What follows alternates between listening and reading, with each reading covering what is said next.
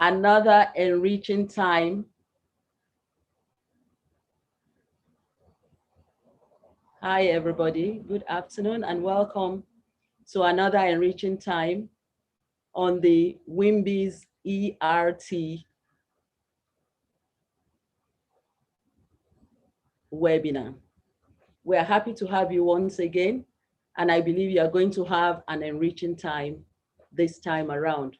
We have three phenomenal women who are going to share with you from their wealth of experience. I am Tope Omage. I'm an EXCO member of the WIMBIZ, the chairman of the e-Roundtable launch, in addition to managing Tomag Nigeria Limited, which specializes in financial advisory, SMEs, and entrepreneurship. I also run an NGO, Heritage for Women and Youth Empowerment, which encourages the influence and the improvement of the status of women and children. Now to WIMBIZ. Women in business, women in management, business, and public service, WIMBIZ. It is a non-profit organization that has, over the past 19 years, implemented programs that inspire, empower, and advocate for greater representation of women in leadership positions in the public and private sector. WIMBIZ is the first Nigerian NGO that is rated by the NGO Advisor and ranked as 428 worldwide. It is also the only African Nigerian affiliate partner and representative of the International Women's Entrepreneurship Challenge, IWEC Foundation. WIMBIZ is also a volunteer-based organization funded largely by donations and contributions by members and partners, and is a supporter for the Code of Ethics and Conduct of NGOs. For more information, please visit www.wimbiz.org. Well, beyond being an entrepreneur, a pastor, a mentor, and a businesswoman, I am in WIMBIZ. And we all need to reinvent and reposition ourselves because the times are dynamic, especially after the COVID lockdown. It is said that people that soar are those who refuse to sit back and wish things would change. We all need to work for success, even after the dreams. We need to commit to learning. We need to commit to expertise. I have here with me three women who are impactful, who will be sharing some of their experiences with us. And before I hand you over to the moderator, I want to share a bit about her background with you. Debola Deji-Kurunmi, she's popularly known as DDK, is a transformational catalyst, equipping a new breed of African visionaries to rise and enthrone the continent. Her work cuts across Christ-centered ministry through the Debola Initiative for Women and Firebrand Movement, mindset coaching for women through her immense coaching company, as well as public policy and impact advisory from Ideation Hub, Nigeria, Africa. Debola has been recognized in several occasions. She was recognized for outstanding leadership, impact, and received awards, including the 2014 New Leader for Tomorrow. She served twice as a mentor jury of the Queen Young Leader Award. In 2018, she was selected by the US government among Africa's most promising young leaders. and she is listed among 100 most inspiring Nigerian women in 2019. She serves as a youth representative at the Nigerian Economic Summit Group.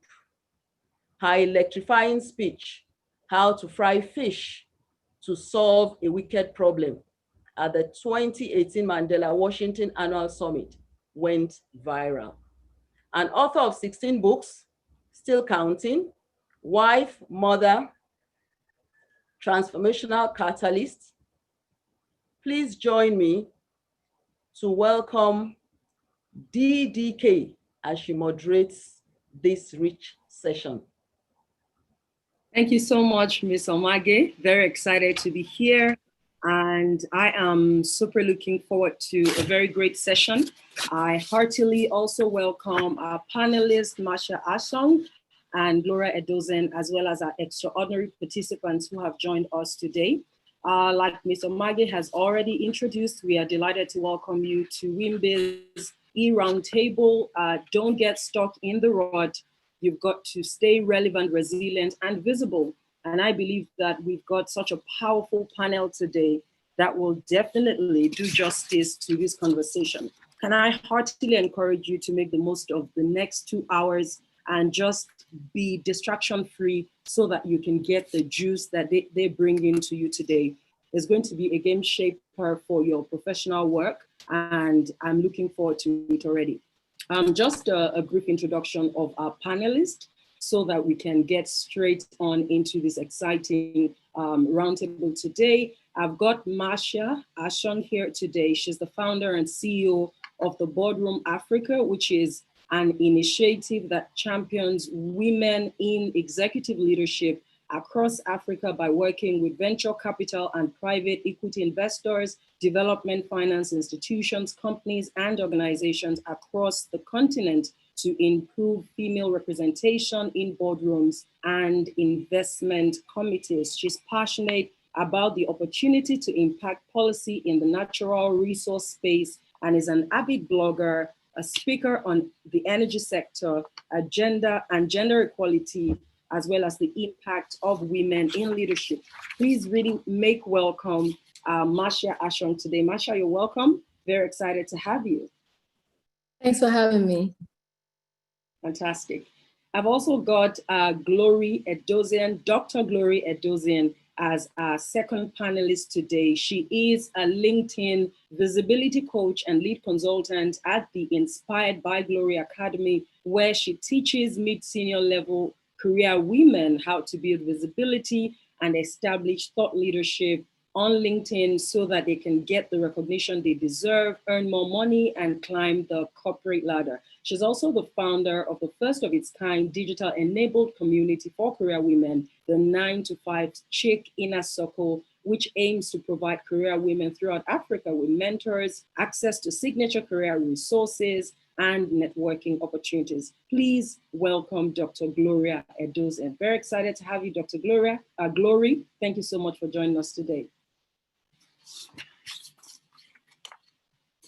I think you might still be muted, ma'am. Thank you for having me. Excited to be here. Very excited. Thank you so much. We are starting off with a very short poll. I want to ask you to please make sure that you put in your votes because it will help us gain some insights about how best to help you with this e-roundtable today. So a poll is coming on shortly, and then we'll be happy to step right into the roundtable in full. Okay, so we are ready. You should see this poll here that asks you 2 questions, and I hope that you are already quickly putting in your answers. The first says, I own a LinkedIn account and I know how to navigate the platform. And the second says, I don't speak about my work on LinkedIn or on social media, true or false. Okay, so we're looking forward to your answers, and then we'll be happy to kick off with the panel session today.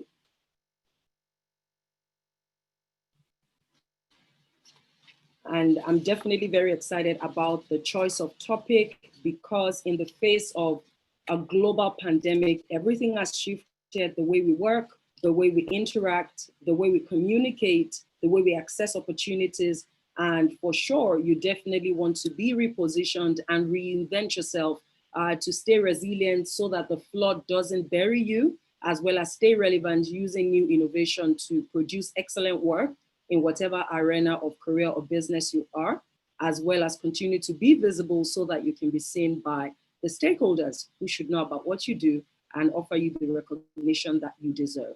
Okay? So we are definitely now taking the polls and looking forward to your responses to the questions. And hopefully it also offers our panelists some insight about the amazing over 400 women who have already joined us today at this exciting roundtable.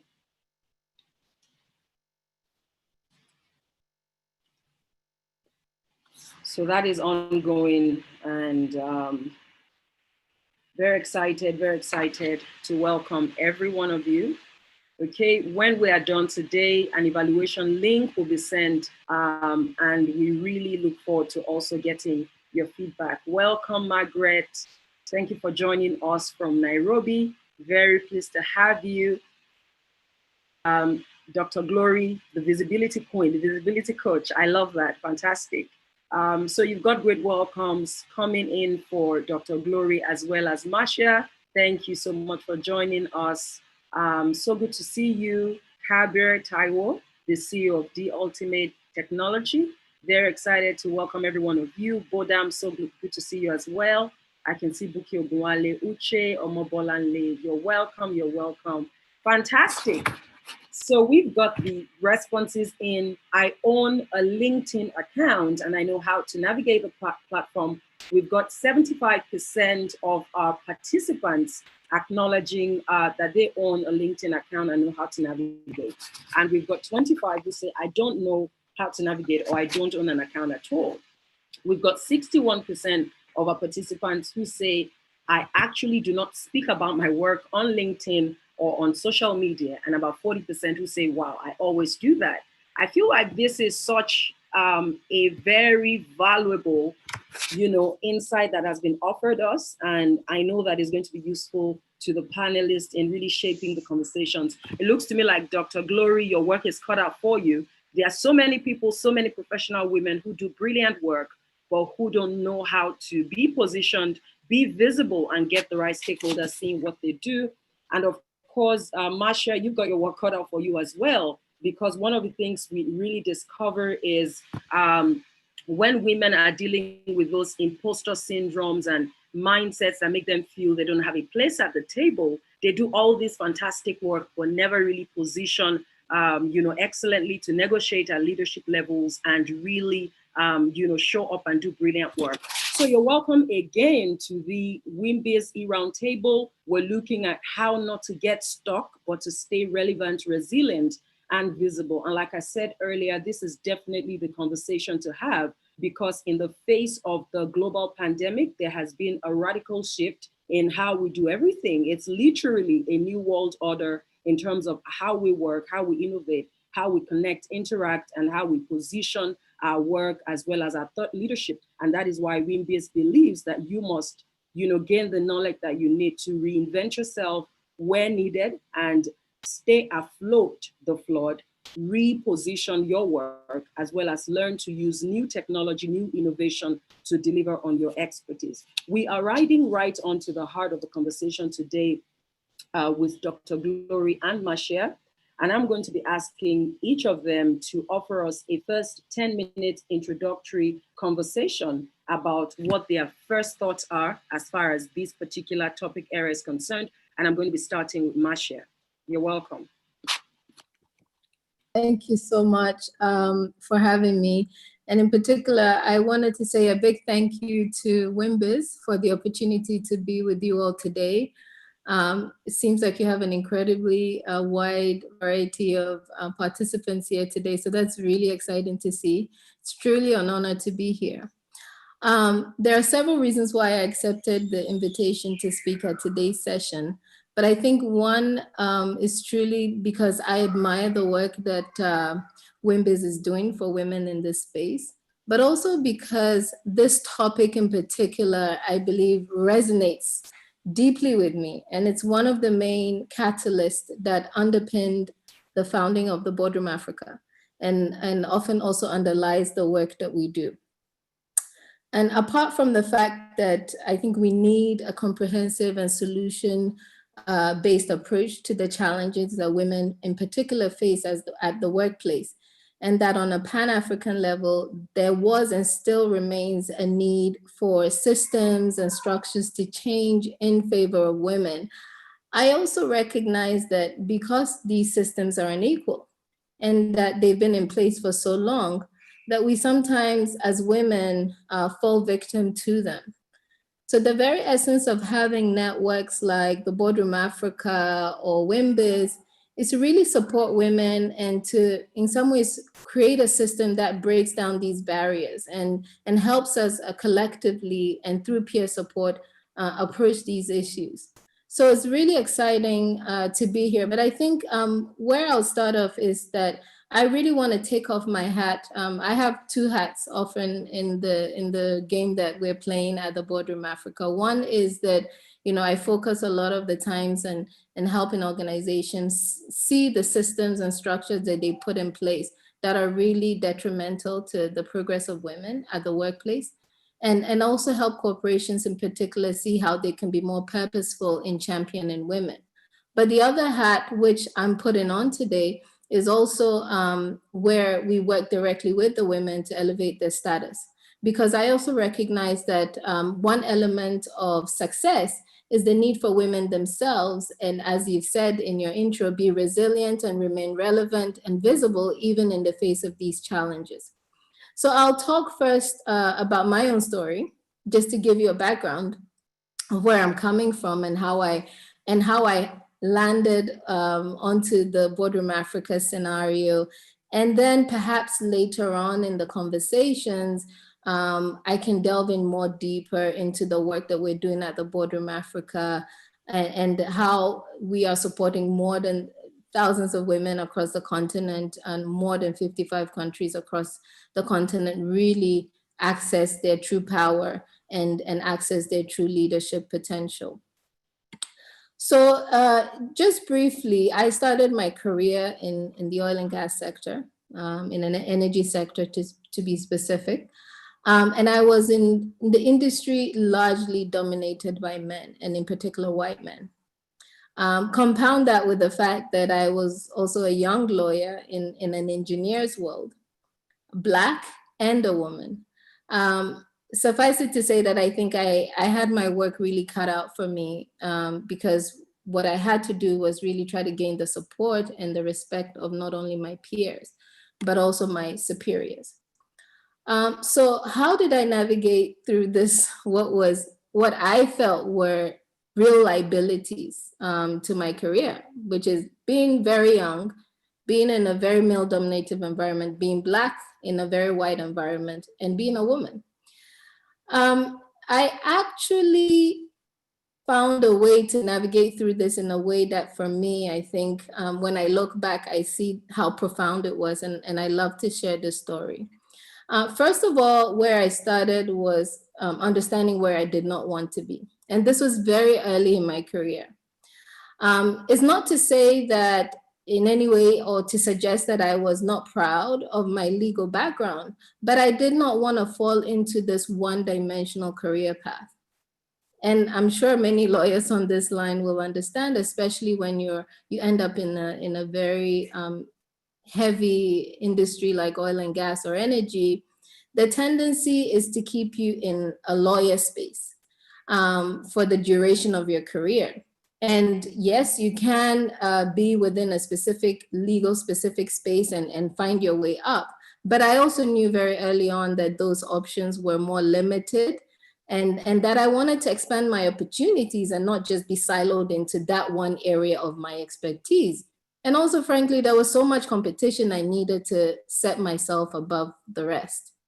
So I wondered why I couldn't, as a person with a legal background, position myself to the extent where I could lead operationally, but also aspire to be CEO within the industry that I was operating in.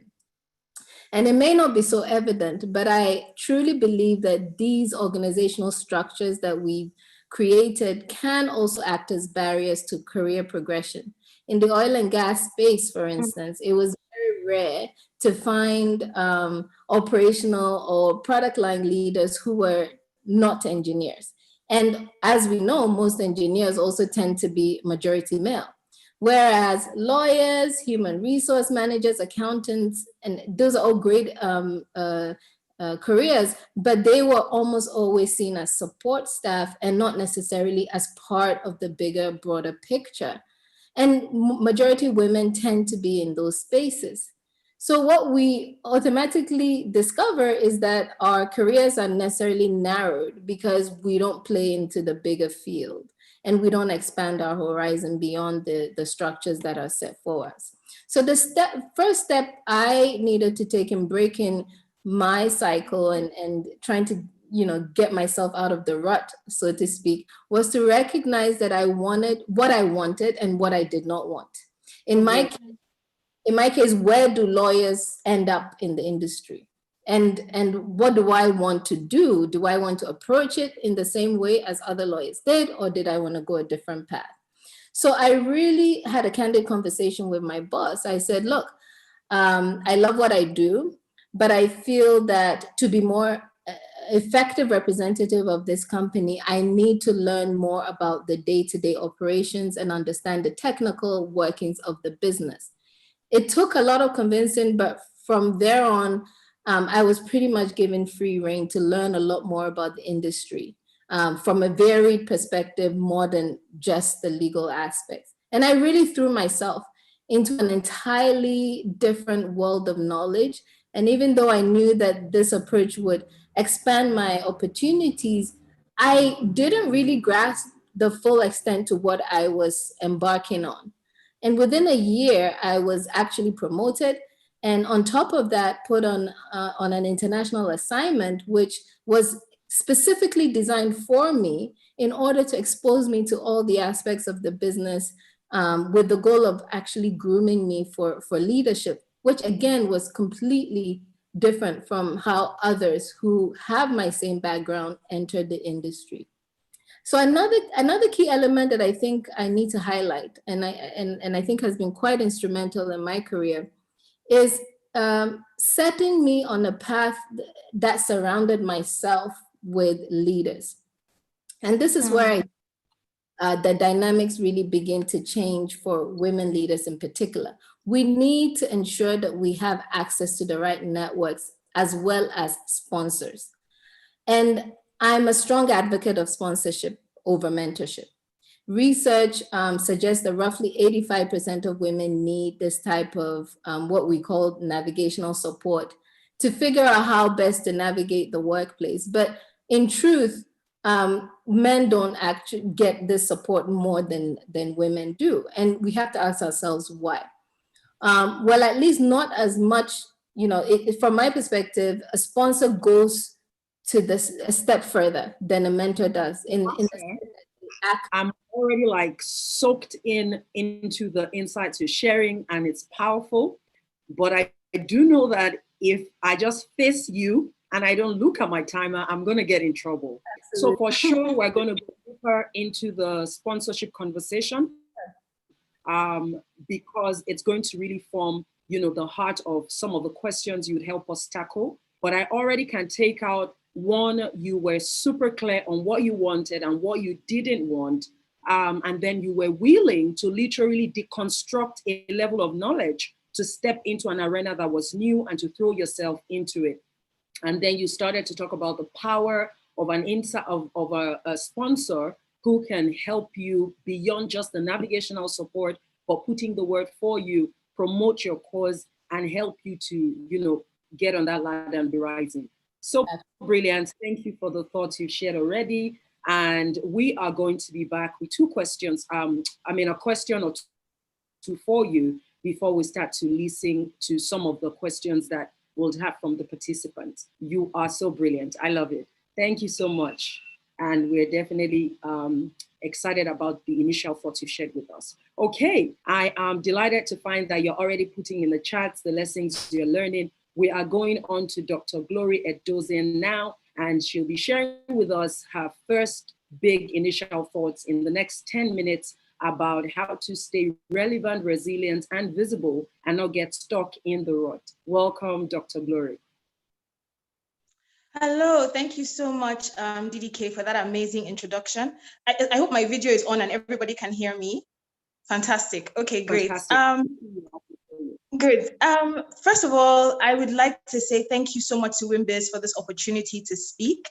It's one I don't take for granted. WIMBIZ has been an organization that has personally benefited me by a lot of their personal development programs and conferences. So to be speaking on this platform is such an honor for me. So thank you so much for the privilege. And also to be speaking beside women that I also deeply admire, their work, Marcia, DDK. It's such an amazing opportunity. Thank you. And also thank you to the participants for signing in today. So excited to see so many of you already participating in the chat. Amazing. In fact, I was taking notes when Marcia was speaking, because really she was speaking like she was preaching to the choir. Like I could really see a lot of the things that she has experienced are things that I've experienced in my career. And a lot of the women I coach, have experienced some of these things too. But I want to take my own perspective today from sort of a different perspective. And I want to share a story about one of my friends. So this is my friend, she's in fintech sector. I think I've shared the story on social media, but I'm sure there are a few people here who haven't heard it.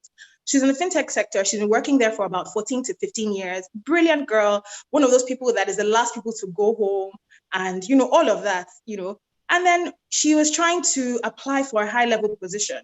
But before that opportunity came about, there was a list of top women in the fintech sector that was released. Her name was not on the list, but let's even just put that aside. She's trying to apply for this high-level global opportunity and she's filling in the form. And she calls me and she's literally almost in tears because they're asking her questions and she can't demonstrate her professional credibility. So let's take the first question they asked her. They said, can you share any links to articles or thought leadership pieces that you have published about the work you do? The answer was no. My friend has been doing great work, but everything is in her head. The next question they asked her, can you give us 3 names of experts within your sector, not in the same as you, and who don't work in the same establishment as you? Her answer was no. Why? She had not been building networks. She's been going to work 9 to 5, doing hard work, but not building any networks that can vouch for her credibility. The next question they asked her was, and she said, Glory, this is such a simple question. Her answer was no. She's barely attending events, talk less of attending events as a speaker. So, and she's like, Glory, that's such a simple question. Now, the truth about it is, this, my friend, let's call her Tinuke, represents a lot of women today. They are so involved in the operational parts of their career, the getting the job done, performing, doing that, being the standby person, taking on the heavy task, pushing the load, but they are not looking at the strategic elements of their career that will make them marketable, relevant, and visible. And the problem with this kind of thing is that you are in a rut, but you don't know you are in a rut. It's only when you start to look for opportunities, high-level opportunities, that you realize that, oh my God, I'm actually in a rut. Oh my God, I don't have the things to demonstrate my credibility in my sector, right? So for me, that is the definition of when somebody is in a rut. Now let's dig deeper. How do you come out of this rut, right? So I've been there before.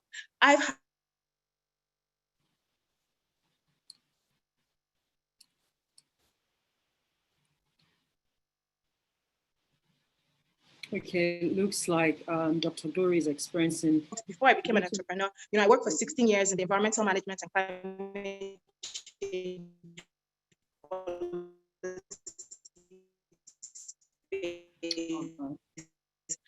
And I hope her network gets back. Oh gosh, okay. I'm certain that she'll be back. Okay, she's back in. You have to unmute, Doc. Okay, I'm back in. Sorry, the network threw me out. I apologize.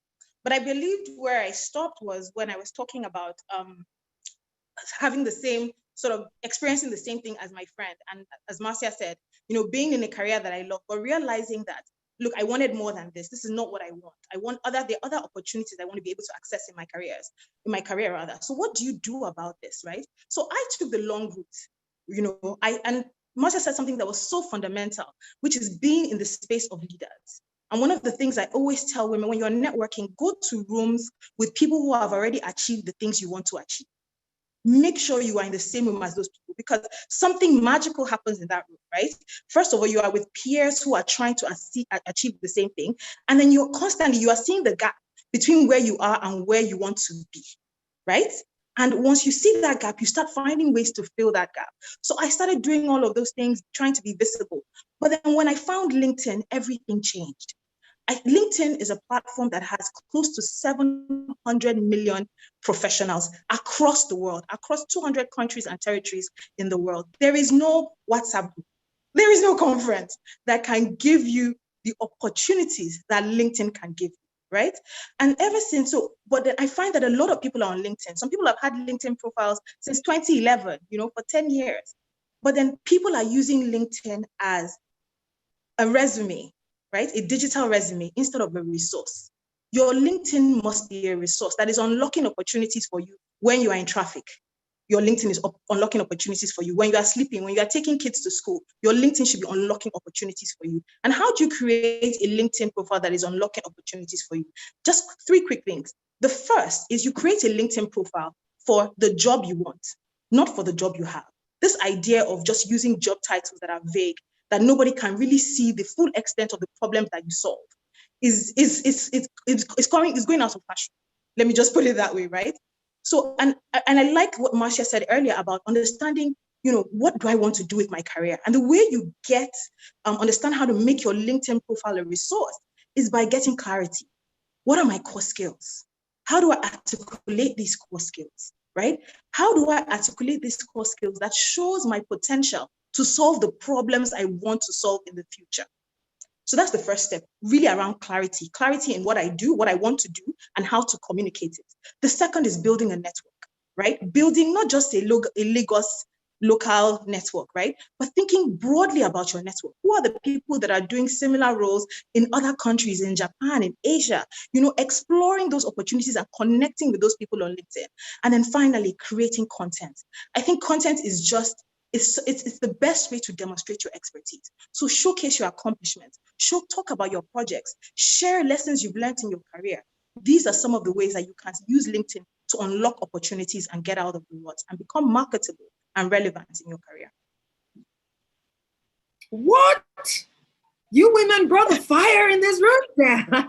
So good. Oh gosh. So we've just heard from Dr. Gloria Edozien, who is a LinkedIn visibility coach, as well as the founder of the 9 to 5 Chick Inner Circle. And some of the highlights of what she's shared with us is about how you need to move beyond being the operational guru and the woman on standby who is like super trusted by colleagues within your organization, to sort of really beginning to be more strategic and be positioned beyond the organization, but across your industry, as well as even building a global network that goes beyond your country or your locality. She's also really talked about the power of LinkedIn as an unparalleled social media platform that really positions you before the world, especially within the context of your professional career. She's shared tips about how you can change or transition from using your LinkedIn as a digital resume to becoming a resource bank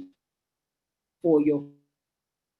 Spoken about how it's important to build a profile that is not speaking to what you've done, but to what you want to do and the problems you'd love to solve in the future. She's spoken about the importance of clarity and really recognizing where your strengths are, as well as starting to write, to create content that speaks to who you are and the massive powerhouse that you've got happening right here. It's been really great listening to Marcia as well as Dr. Glory, and I feel like super blessed to be in this kind of very eclectic community in this moment. I'm excited also about the chats and the responses that we're getting from our extraordinary over 618 participants who are on board this evening. And everyone says this is big, this is insightful, this is the bomb, this is amazing.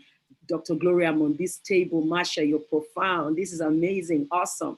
Good job, panelists. I'm now going to go on to asking you just a few questions to sort of open up a bit more about the insights that we could be looking at in this roundtable before we get on to also taking the questions from our amazing participants. Can I say to you at this moment, participants, that you can start to put out your questions for us in the Q&A box. And when we come to that segment in the program, it will be our joy to help you get the answers that you're looking for.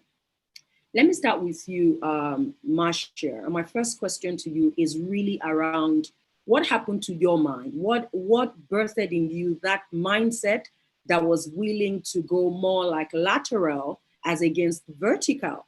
Because the primary idea of a career path is that it is vertical. You continue to rise on the ladder, and that's how the whole idea of a career ladder really probably came out, right? So what would make a young lawyer herself in the energy space? She's Black, she's a woman, she's young, she's a lawyer, she's meant to be in back office providing support to the core engineering functions, and she's in a sector that is male dominated. What happened to you and led you to the point where you could really start to think and say, there's nothing wrong with becoming the CEO of this organization? That is not typical thinking, even for the ambitious woman. The ambitious woman is thinking career verticals, but you were thinking laterally. How did that happen for you? This is such a good question. I think it's really a lot to do with my mode of thinking and how very scatterbrained I am. And I must say that my scatterbrainness has led me to some really interesting career paths.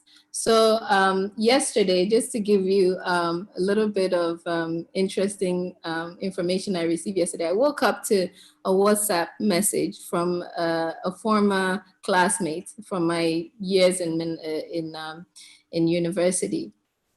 And it was a picture file. So obviously I'm like, oh, here we go, another picture file talking about some sort of inspirational, whatever, and I'm over this stuff. I opened it and it says, African student trying to showcase the African continent and blah, blah, blah. And I started reading the article, and it seemed like the article was talking about me. And in fact, it was talking about me. And the reason why I was shocked was because this was an article that was written close to 20 years ago about myself while I was a student at university. I was a student leader, very activist oriented, always up to some, rabble rousing of sorts, trying to galvanize the community to do something or the other.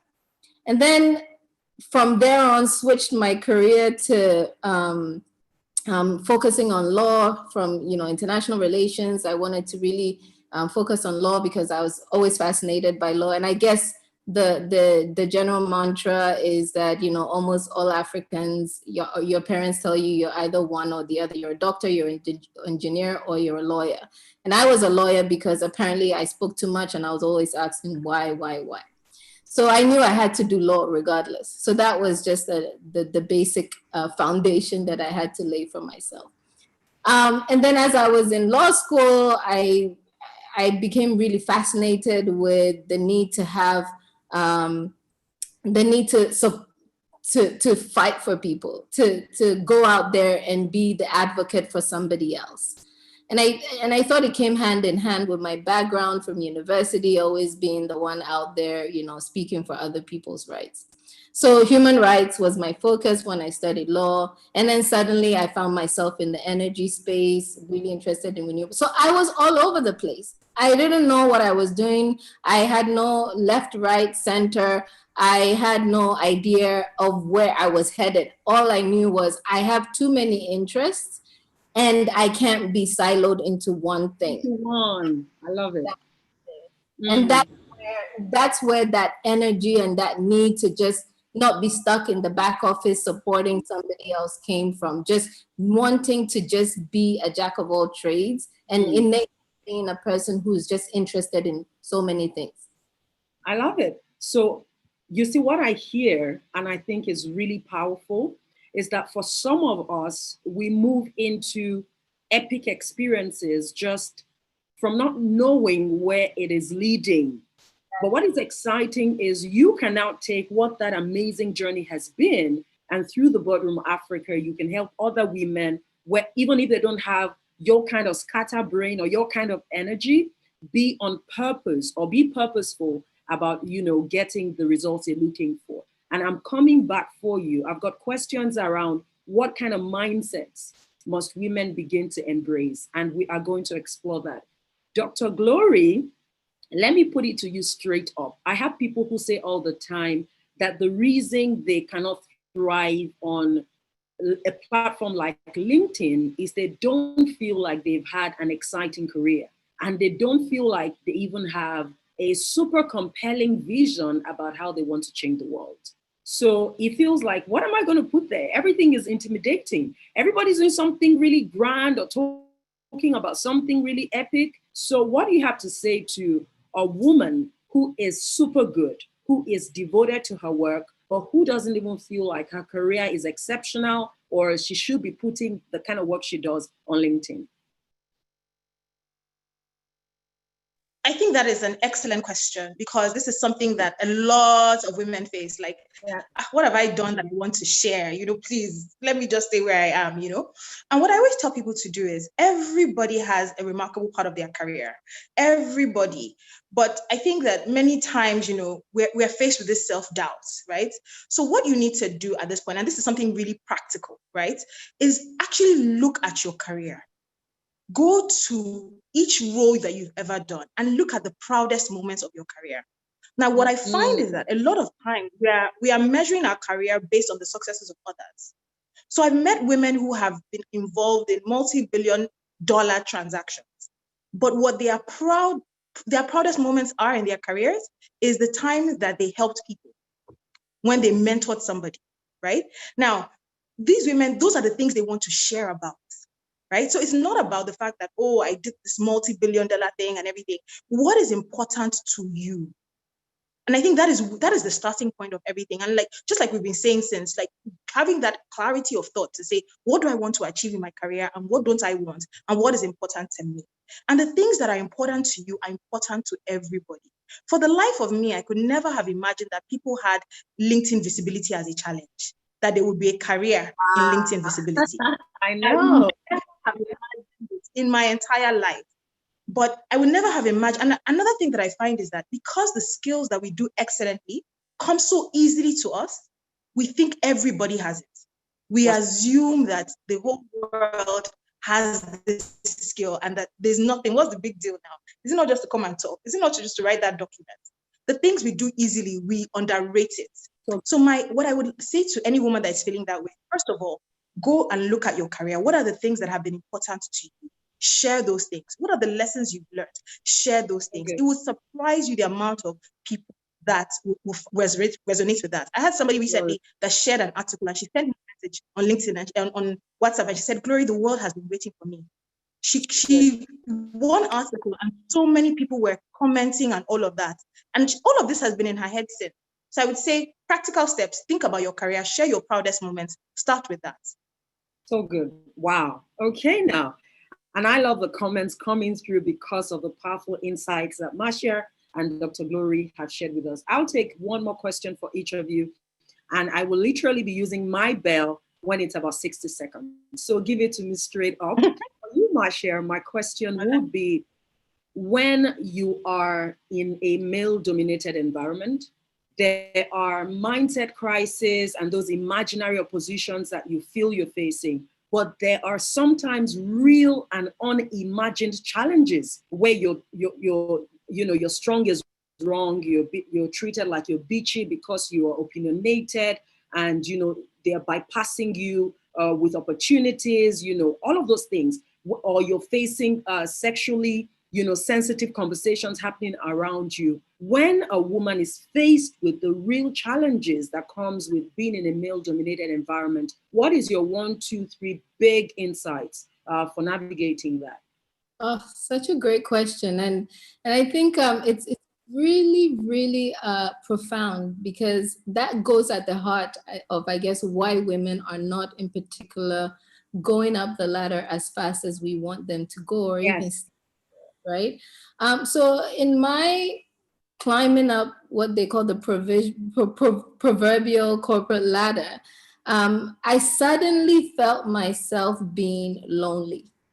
Lonely at the top, that feeling that, you know, I'm the only one in this room all the time that is of my sex, or even anyone that looks like me in this room.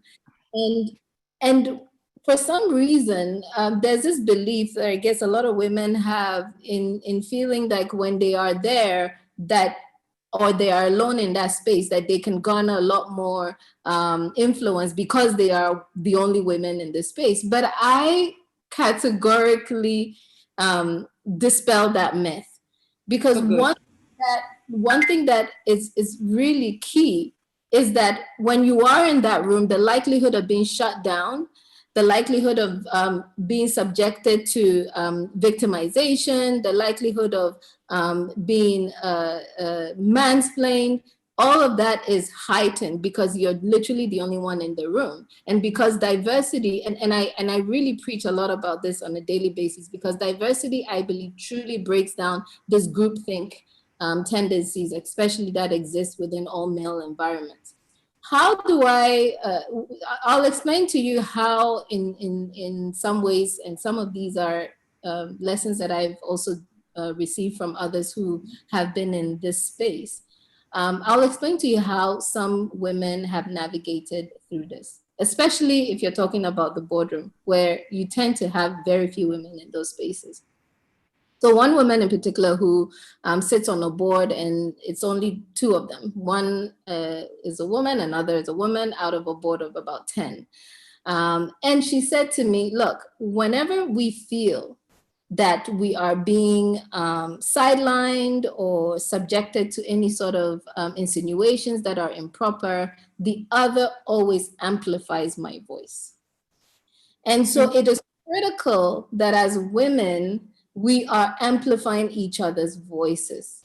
And that is important, because what you're finding is that, you know, if a man, for instance, if you say something, for some reason that was so profound, what you said was so profound, but somebody else, who almost always is a man, picks up that conversation and says, you know, and makes it as if they had that conversation or they started that discussion, what the other woman can do is say, like so-and-so said, I totally agree with her, amplifying her voice, especially when you find yourself in the only one of very few women in that space.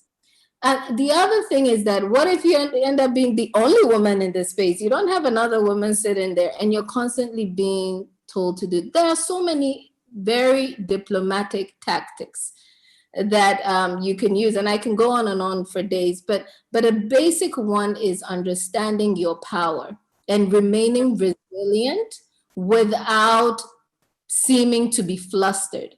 Because oftentimes what happens is that when we are, and you know, everybody's an emotional being, but for some reason, women are specifically tagged as being overly emotional.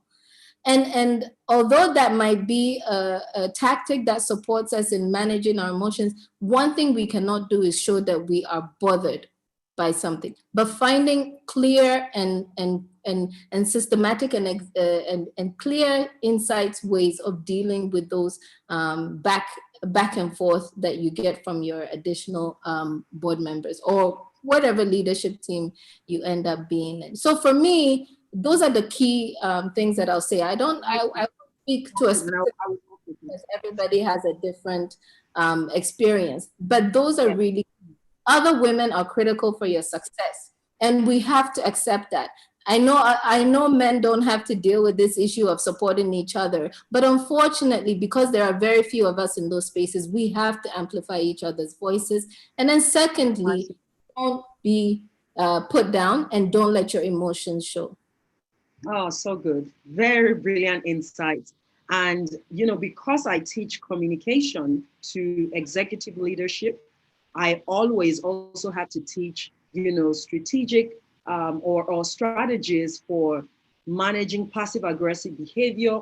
And we talk about, a second person in the room amplifying your voice as a tactic, and it works all the time. If someone else takes it up and says, I agree with that, as she said, it's brilliant insight, it's always very powerful. Okay, I'm going to spend the last 2 minutes now, Dr. Glory, and my question to you is simply, when I am ready, right, to start to really put out content and work on LinkedIn and do stuff over there, and I also feel like I want to specifically pursue alliances, partnerships, and opportunities. What is the one thing I must keep in mind for me not to come across as desperate or asking too much from a new alliance and seeming like I'm just trying to ride on others to get where I'm going?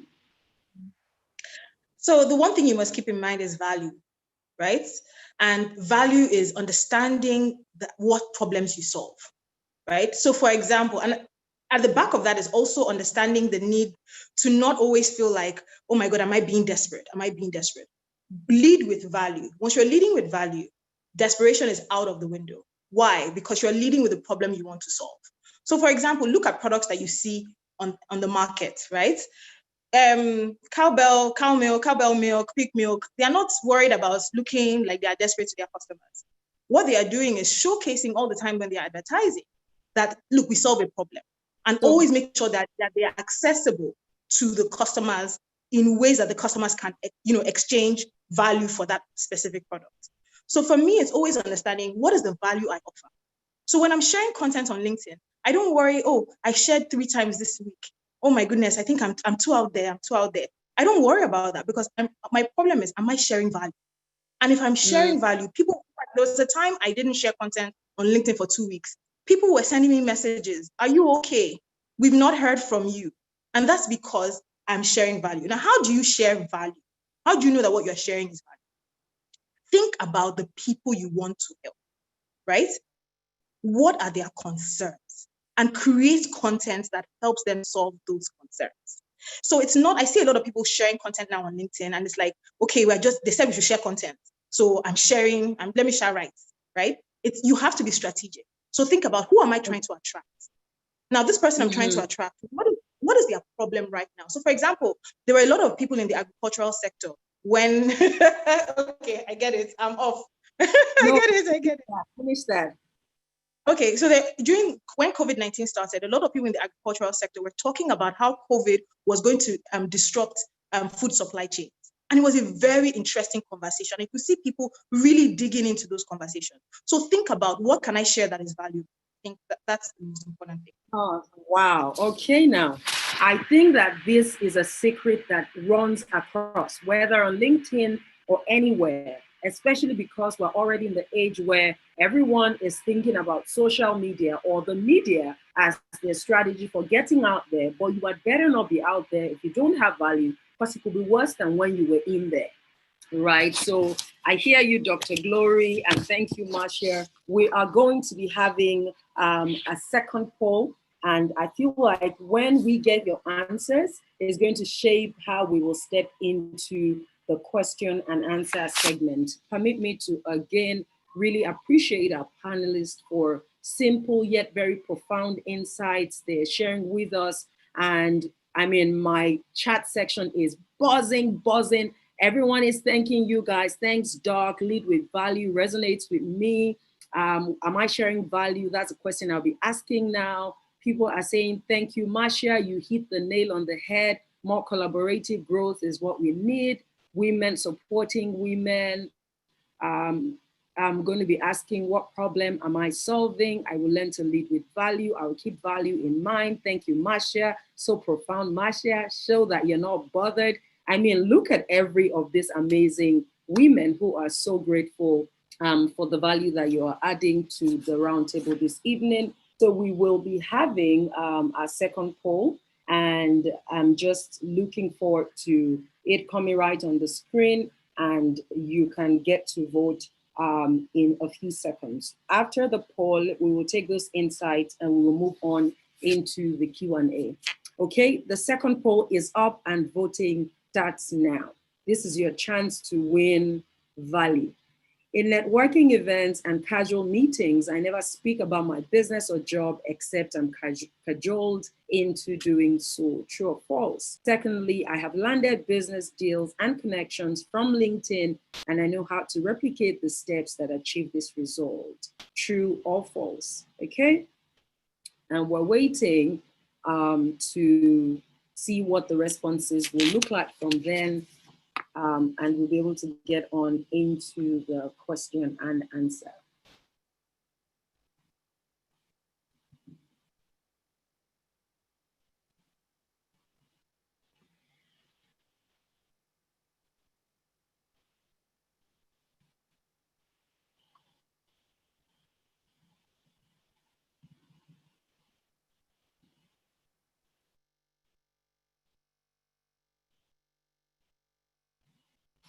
Okay.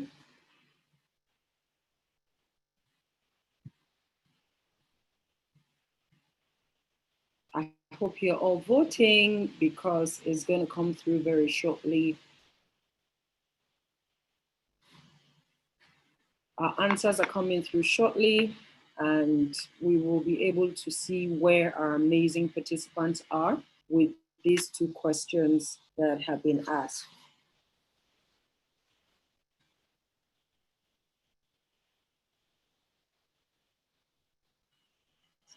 We have answers in.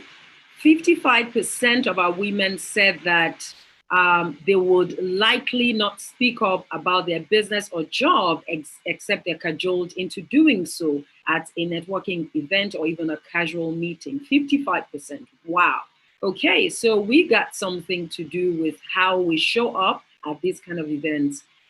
We had 18% of our participants who say, I've actually landed business deals and connections from LinkedIn, and I know how to replicate the steps. 83% actually are saying that I haven't been able to do that with my LinkedIn, whether they're not in yet or they're in and they don't know how to really navigate LinkedIn as a resource. And we've heard you, we are going to work with this when we start to ask the questions to Marcia and Dr. Glory. We are also going to be working with the questions you are giving to us from the Q&A session. And my Q&A box is buzzing. So if you haven't put in your question, you still get a chance to do that, okay? So are you now ready? Have you grabbed your bottle of water that is infused with some lemon, your journal ready with your pen, because the panelists are about to take it off, okay? So I'm just going to use my veto power to ask them, each of them, the first question based on, the insights we've just drawn here, and then we will go to the Q&A box. So I'm going to be asking Marcia to share with us what has been your miracle networking secrets, especially when you get into rooms when you can be really jittery.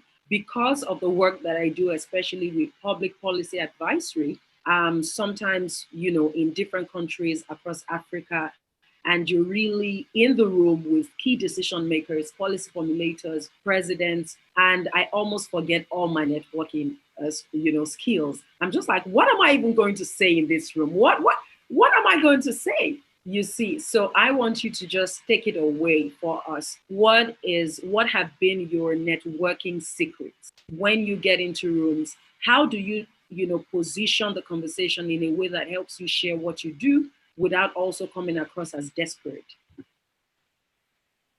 Yeah, and I guess that's the heart of it. The last point you made, without coming across as desperate, is really lies at the heart of what successful networking is. Because I really don't approach networking as I'm actively going out there to do something unique. I approach it from the perspective of, I just want to know people. And I genuinely have an interest in other people's lives. And it doesn't have to be their work per se. It could just be something interesting that I've noticed about them and want to comment on that would lead to a more deeper conversation. It could be something was said about them within a specific forum that I want to get more details about. It could be you know, they may have maybe said something about their family, and you want to delve deeper into that and understand, you know, why did you say this about your family, and so on and so forth. It's a genuine need to understand people at a deeper level. And that's what all networking for me it's about. I don't go out there to events, especially looking necessarily to make transactional deals. Because when you approach it that way, it's very clear to the other person on the other side and to others in the room that you're just trying to sell something. And it could just be trying to sell yourself, but it's very clear and it comes across very icky.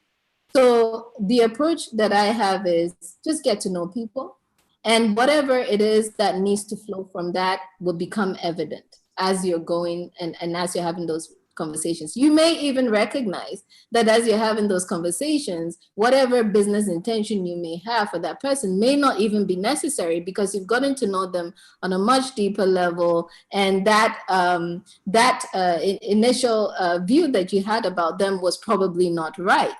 So the relationship has to start from a point of view as I have a genuine interest in getting to know who you are and what you do. And that's where it starts. Very well said. I hear you super clearly.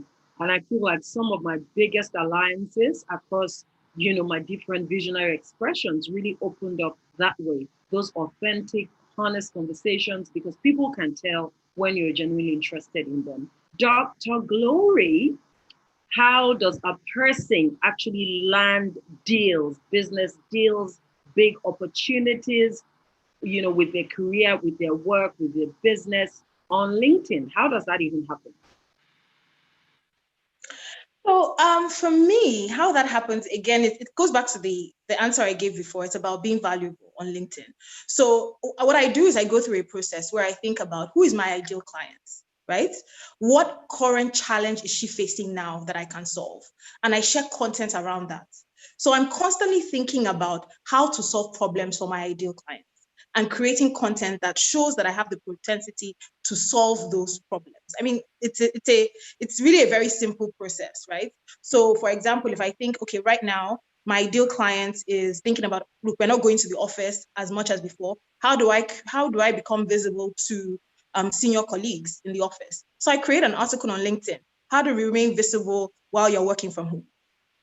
And the next thing, you get two messages in your inbox that say, please, do you have coaching services? I have problems with visibility. Please, you know, there's no there's no magic. You know, it's really that simple. Just show that you're somebody who has the capacity to solve the problems that your ideal customers are facing. So good. I know that we're going to get a chance to go deeper with what an ideal customer looks like and how to really unpack that client persona and all of that. Mm-hmm. Marcia, let me take you on with this question that everyone is asking and you had opened up with at the beginning of your session. Can you throw more light on having a sponsor as against having a mentor? Who is a sponsor and how can I identify or get myself a sponsor? Yes, it's a great point, and I would really love to elaborate further on this. So for me, in your organization and from your perspective as a person, I think based on what I said earlier, you first have to take the step of positioning yourself as a value additive leader. And then aligning yourself with executive leaders within the organizations who can actively endorse you and your work. And more importantly, speak to your value at the leadership level. So there's one thing, you know, being well known among your peers and among your colleagues who are on your same level and being well regarded, but there's quite another when leaders themselves are talking about you in those leadership rooms. And that's what you need sponsorship for. So what they do is they really just take themselves out of their element as leaders and really put their reputations on the line for yourself. And I think this is key element in distinction between what a sponsor is versus what a mentor is, because sponsors literally say that I know this person, or I may not even know them as deeply as I wish to, but I have such genuine interest in their career progression that I'm willing to put my own reputation on the line for that person. And I really do believe that to deal with these structural impediments to women's participation at the highest levels, senior executives in particular need to step up and lead through sponsorship. And so how do you position yourself for that ability for somebody to come out there and say, yeah, I'll vouch for this person? You put yourself out there as a value additive leader, which is what I did in the very early stages of my career without even recognizing it. I said, no, I don't want to do this. I want to set myself apart. I want to create an environment where these people feel as if they lose me, they are losing something big. They are losing something, the heart of the business in some ways. And once you get yourself positioned as that type of person, finding a sponsor or finding somebody to lead you through that journey is fairly a straightforward process. It comes hand in hand. But I think there's also a need, and I actually think this is more of a structural issue than it is a personal issue. I think there needs to be more organizations need to build more sponsorship elements into the way that they help other lower ranks in the lower ranking employees move up the ladder. Yes, I agree. It's not necessarily, yes, put yourself in a space where you're easily found and you're easily spoken on behalf of, but I think it's more of an organizational change that needs to happen right at the top. I love it. So well said. I'm going to give you an extra 60 seconds because I know there are entrepreneurs here who want context for how to apply and leverage sponsorship even though they run their own businesses. What do you have to say to this? Good point. So sponsorships works very well in an organizational setting internally within a company, but it can also work a lot more laterally if you're an entrepreneur. So I use sponsors in a way of vouching really for me as a person, especially when you're setting yourself out there and you haven't proven your product yet. You haven't really proven yourself in the market to be a solution provider in a specific way, but you know people who know your worth, who know how hardworking you are and can vouch for your success in that way. I would use them in that regard. I wouldn't necessarily, it's sponsorship in a way, but it's not sponsorship in the same sense as you would have in an organizational setting. But definitely use your network of people who know you and vouch for you, who also have really good reputations on the market. You don't just want you don't just want anybody going out there and speaking on your behalf. You really want to align yourself with people who are very well respected and regarded, who can also speak to your value in those circles. So it works both ways within an entrepreneurial capacity as well as within an organization. Very well said. Marcia, how are you so calm and just so sweet? I'm going to come for extra classes on that, like separately. Well, thank you. Very inspiring, insightful thoughts, and we can definitely use it immediately we leave here. Dr. Glory. To add something to that? Okay, is it possible for me to add something to what I said? So I think that it's because also I'm an entrepreneur as well, and I've had a lot of amazing sponsors in my entrepreneurship journey. And I think the most important thing for finding them out is to actually share the value of your work. Right? So it's very important for you to be visible to these sponsors. So that's the only way you can attract them. That's the only way reputable people will want to spend their own social capital to see you succeed, is to constantly find ways to share the value of your work with senior leaders in your space. I think it bears repeating that. Okay, fantastic addition and definitely useful. And I love the fact that LinkedIn can help you do both sharing your work as well as also getting credible industry leaders to speak about your work on your profile. Let's talk straight to the LinkedIn profile, Dr. Glory, because we have so many questions here. And I'm just going to summarize the part A of the question. So many different industries and sectors. And their question is basically, how do I build a profile that unlocks opportunities? This person says, for me as a fashion designer, I've had a person say, should I create a profile even though I'm an NGO or a social entrepreneur? And generally people asking, how can I really create a profile that stands me out? And the second part of it is people who are asking, I'm not super clear on how to create a profile that speaks to the work I want to do more than the work that I have done. So generally questions around my profile. We've got people who say, I'm in the catering business. Should I still create a profile? So generally speaking, to how to really build a game changer LinkedIn profile. So again, I'll give you an example. When I started using LinkedIn more intentionally, my LinkedIn headline, which is the part underneath your name, used to read founder inspired by Glory Academy. Now that's my job title, right? Founder inspired by Glory Academy. But I wasn't getting hits. People weren't interacting with me as much. But when I changed it to LinkedIn Visibility Coach, my 2020 goal is to help career women become thought leaders, right? Or something along those lines. Because of that headline, I get speaking engagement. People contact me all the time. I can help you meet your target of reaching 500 women. Oh, I want to be part of those 500 women. I haven't achieved that 500 target yet, right? But it's my goal. So I'm no longer positioning as the founder of a company, but showcasing the problem I solve and the problem I want to solve. Does that make sense? So now, good. How do you apply that? How do you apply that to yourself?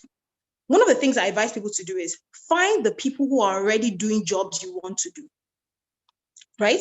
So for example, maybe you are a marketing manager and the next step in your role, something you want to do is become a global marketing manager. Go and find other global marketing managers on LinkedIn. How are they demonstrating their skills? What are the skills they have that you have? Those are the things you should be highlighting on your profile. Because guess what? When employers are searching on LinkedIn, it is those skills that they will be searching for so that you can come up in those searches. Now, obviously, don't lie. Don't exaggerate facts. You know what I mean? So please be honest, please be authentic, and only showcase skills that you actually have. And it also helps you to understand what gaps there are. And so if you need certifications, if you need to volunteer, if you need more training and the like. So those are some of the ways that you can elevate from what you do now to what you want to do. Now, how do you create a profile that is, okay, should I stop there? Does that answer the question? I don't want to over talk and lose the time. No, go for it. Okay, so the next thing I want to let people know as well is avoid using buzzwords. So buzzwords are things like, consummate professional, reliable professional, HR enthusiast. I mean, nobody's looking for those kind of things, right? So are you a communications specialist, right? What are the key skills that you have? Maybe it's digital strategy. Make sure that you're putting those things on your LinkedIn profile. Are you a journalist? What are your specific areas of interest in journalism? Maybe it's African stories, African storytelling, or looking at African change makers. Put that there. You are in HR. What are the areas in HR that you are really interested in? Make sure you are highlighting things around compensation and benefits, if those are the areas that you have a lot of proficiency in. So it's focusing not on the job title, but on the problem you solve and the key skills you want to be known for that can help you attract the next opportunity. Oh, so good. Chime in. It's so resonates with me, especially because in my line of work, I'm also, on the other hand, a recruiter for women at the board level. And it's so profound what you said, Dr. Gloria, in the sense that it's so critical for women to really focus on what have I done, as opposed to what does the title say. Because most of the time, when we as recruiters are looking through CVs, we're not looking for your title per se. You could be a CEO of nothing, right? That makes no difference. What have you achieved? And another thing I tend to see that women do quite often is that they like to say, I was part of a team that did this. What did you do in the team? So good. That's something that women do quite a bit, because we like to show that we are team people and we work with people and blah, blah, blah. But really, a recruiter wants to see what exactly you did within that team. How did you raise funds of up to $500 million? What did you do with the funds directly? How did you contribute as part of the team? So I think it's so critical. And thanks so much for elaborating that, Dr. Glory. Thank you so much. For really so valuable. Exactly, valuable additions to the conversation. Marcia, without becoming redundant about the sponsorship conversation, I still have so many of my participants who are asking more questions around it. And I already would love to explore and bring together about 3 angles that I see going around. The first is people asking about when you're within an organization that does not have a system-wide strategic structure for, you know, those sponsorship opportunities, and there are even obvious barriers. You have people ahead of you who don't want you to rise. How do you navigate that? So there are barriers internally. And then I've got this very interesting type question coming through from a number of participants, and it's really around, I'm going to read one person's, you know, word for word question, but I have other people asking around it. And the question, this person says, Okwemi says, in my bid to network, I have come across really respected professionals who have gone ahead of me in my career. I got in contact with one of them recently. People gush about him on LinkedIn. Unfortunately, the picture of him that I had wasn't what I met. He was literally flirting with me on first conversation, asking sexually related questions. And I have other participants who are saying, can I have a sponsor who is male? And how do I manage the interest they show in my career vis-a-vis the possibility of also wanting, you know, other kinds of relationships with me? Oh, so interesting. So the first one on when you don't have the right structures in place within an organization. In fact, a lot of organizations are like that. A majority of organizations are like that, which is why I was saying right at the outset that this is first and foremost a systematic issue that needs to be dealt with from the system level. However, what you can do as an individual is really, again, through both the networking aspect and also from your own personal value and work set, start to build relationships that go beyond just your immediate circles, right? So what you're doing is you're showing real interest in the work and the outcome and the livelihood of other people who tend to be leaders, right? You don't want to just always surround yourself with peers, people who are trying to also rise up the ranks with you. That's very critical because you need a cohort of people with you as you're rising up on that ladder. But you also need to surround yourself with leaders. So have very frank conversations with your boss and those above you. I don't subscribe to this theory, and I think it's a very African issue where, you know, these people at the top are untouchable. I was in some ways to my detriment and to other ways to my value. I used a lot of those. I didn't see anybody as untouchable. I showed the respect that I needed to show when I was with senior executives, but I never in any way felt that they were in some ways more superior than I was simply because they were in a higher role. I gave them a chord. I learned from them. I listened to them. I engaged with them. If there were opportunities to be with them in the same space as they're talking about issues at the organizational level, I wanted to be there. And I specifically asked to be there. You'll get shut down many times, but 1 or 2 times you'll be allowed into that space. And when you are, use it to your advantage. So that's one way of approaching it, especially when the systems are not in place for you to be able to achieve that. The second is, should you have male or female sponsors? I say anybody and everybody. In fact, I tended to have more male sponsors because I was in a very male heavily dominated industry and most of the leaders tend to be male. It is how you approach. So the 2 elements to this issue of, especially because we're living in a Me Too environment, where men are also starting to pull themselves away a bit from having these very close relationships, which is, I think, a real shame, to be honest, because those relationships are key, especially because there's a saying, if men are 90% of the leadership, then they are 90% of the solution. Men need to have these relationships with women at the professional level. They need to be involved in the leadership agenda of women. They need to be sponsored because they are the leaders. Most of them are the leaders. Women tend to do that anyway. If a woman is in a leadership position, believe it or not, she's mentoring 1 or 2 women or helping 1 or 2 women up the ladder. I don't subscribe to this view that women don't support each other. I have not seen that in my line of work at all. So I think it's critical for us to, first of all, find ourselves in space. If you're in a situation where you feel you're being sexually exploited, get out of there.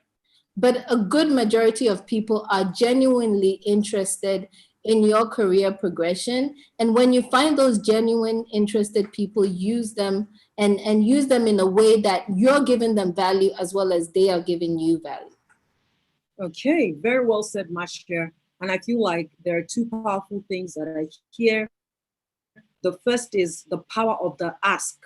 I teach this to women during coaching sessions because I feel like we don't do enough of it, right? And so if you strengthen your capacity to negotiate and really ask for what you love, you are likely to get it, even if there are no's in the beginning. And then I also love the fact that you were saying that, you know, it could be male, it could be female. And when you find those who are genuinely interested, stay out of suspicion and leverage those alliances by giving and receiving value. Very well said, and thank you so much. Dr. Glory, I've got this question coming through around how do I, and I'm going to just have to merge two questions that seem to be related to me and you can help tackle, coming from a number of participants. The first is around how do I not come across like I am showing off on social media if I start to really talk about the work that I do on purpose and use those lessons to create content and all of that. And we've got people asking around what happens when I'm working hard to make these connections, but I'm getting sidelined, ignored, and the responses are cold. And I do know, you know, that's been a reality for a number of people. So what do you have to say to it across those two key areas, personal brand versus coming across like an oversharing person who's just desperate for attention and self-promotion? And the second part being, how do I strike these alliances when I'm really getting a cold wall on the other side? So I'll start with the second one first, when you know responses are cold. So what I would say to people is, so I've been in situations where I've gone for networking events and, you know, I went up to people and I said hello and I was really excited to meet them and they were very, you know, cold shoulder, all of that, not really interested in meeting me. The first thing I do at that point is I don't internalize that negative situation, right? Because the tendency there is to say, Kuku said it, women don't like sporty women, you know, or I Kuku said it, I don't have enough value. That's why these people are looking at me somehow, you know, that kind of thing. Don't internalize it. You know, you don't know what that person is going through at that point in time. The person's boss may have shouted at them, they're having a hard time at work, whatever the thing is. So don't personalize it, right? Just leave that situation and move to the next. What I also advise people to do is, I find that these kind of things happen when you are trying to connect with one person. So, this is the one person that is going to help me. Without this person, this is the only person that can open the door. Have a broad networking approach where you're trying to connect with and build meaningful, authentic relationships with as many people as possible. So that if 20% are, you know, negative or don't respond the way you have, you still have another 80% that you can leverage on, right? So the solution to that is don't internalize and make sure you are networking with a broad sense. Oh, so and then good. the first part. The first, please remind me what the first question was again. I think I forgot. What was the first question? How do I demonstrate value and tell the story of my great work without seeming like a desperate, oversharing, self-promoting woman on social media? So I don't know why women, we struggle with this a lot. What I found is useful is to share lessons, you know, lessons learned. So recently I was celebrating 11 years of my PhD, right? Now, I could have just put it there, 11 years, congratulate me, whatever. But again, I was also feeling a bit shy because somebody would soon write me and say, is this only you that has a PhD? You know, so what I did instead, you know, was to share the lessons from that journey, right? So share the lessons instead. And I think that when you even do that, it's more relatable. So people don't just notice the accomplishment, but they notice the work, they notice the sacrifice, and they can learn lessons so that they too can start to have those accomplishments and chase those bigger goals in their lives. So focus on the lessons of the accomplishments and share those. But can I just add a caveat to that as well? I think it's sad to hear women say, you know, I don't want to, you know, be putting myself out there or needing to seem as if I'm showing off. Men do that all the time. So good. Exactly.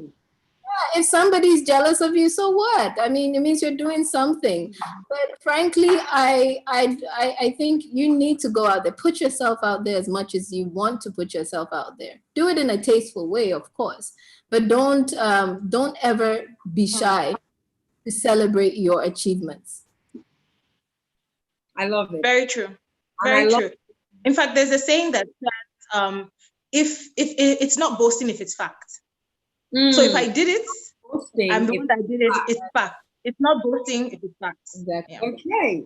It's not boasting if it's fact. That's a tweetable moment. Panelists, permit me to read a few chats just so you know that the over 650 participants in the room are having a great time with you. We have people saying, wow, eye-opening. I'm so changing my LinkedIn headline now. Insightful, profound. Wow, super true.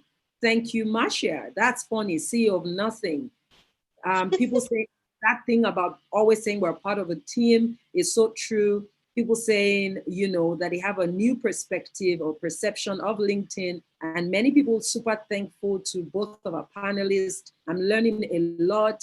This is really insightful. The roundtable discourse is practical and quite an interesting session. I'm learning to build relationships with people on a real human level, learn, listen, and engage with them. So, so good. I could go on for days just reading out some of the insights that have been shared here. Focus on the lessons of the accomplishment. Yeah, do it in a tasteful way. It's not boasting if it's facts. And it looks to me like so many women are definitely going to shift from feeling like they don't want to put themselves out there. And I also think the insight you shared about, you know, make it a lesson and say, this is what it's looked like over the last few years of doing this. And these are big lessons. Thank you to Dr. Glory as well as to Marcia. Can I just mention something around networking and not being desperate? So one of the things that I find, just 1 second. So one of the things I find very helpful is building relationships and building bridges before I need them, right?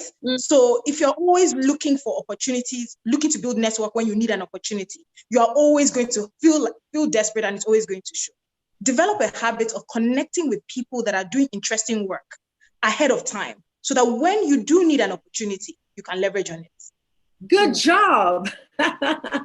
Fantastic. And I love the addition. I'm going to you, Marcia. I have this set of questions I'm putting around because they speak to the same broad issue around transition. You know, we're talking about resilience. We're talking about staying relevant and visible. And that might sometimes involve personal and professional reinvention, literally reinventing yourself to stay relevant. And so I have these exciting questions around transition. Joanna says, how do I switch to a leadership position when I have been in operational roles for a long time?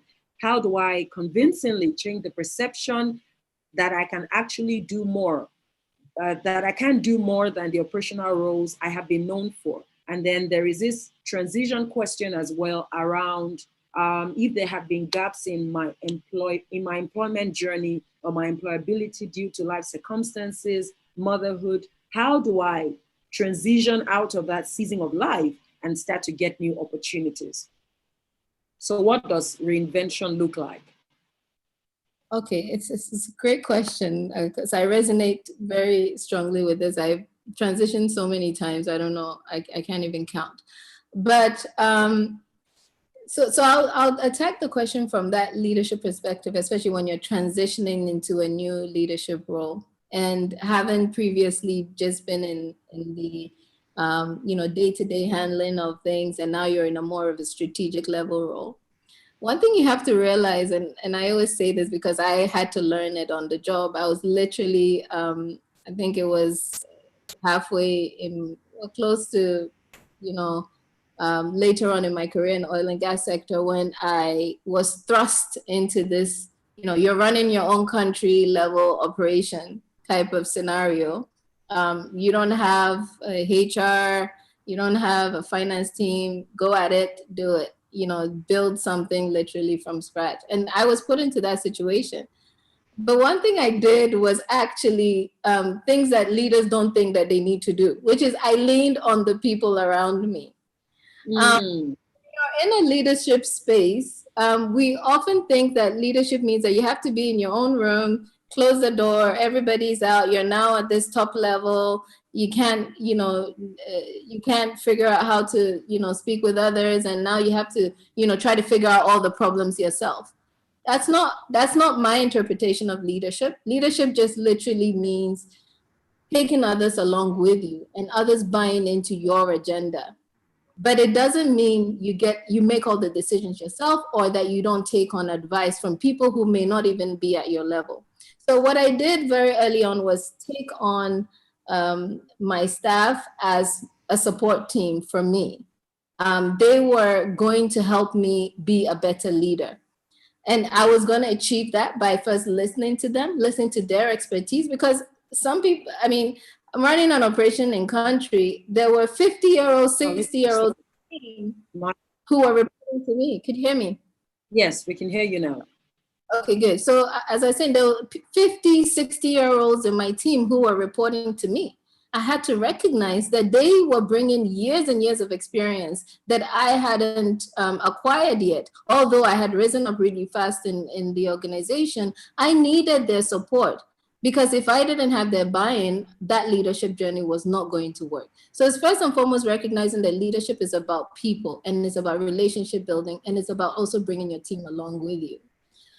There was the second question I have a gap in my employment journey, motherhood, life circumstances, and I'm ready to reinvent and open up new opportunities in my career and step back into that arena. How do I make the transition? Tell the truth. Say it. I don't know why people think that taking a break to look after a child is not work. It's work. I'm sorry.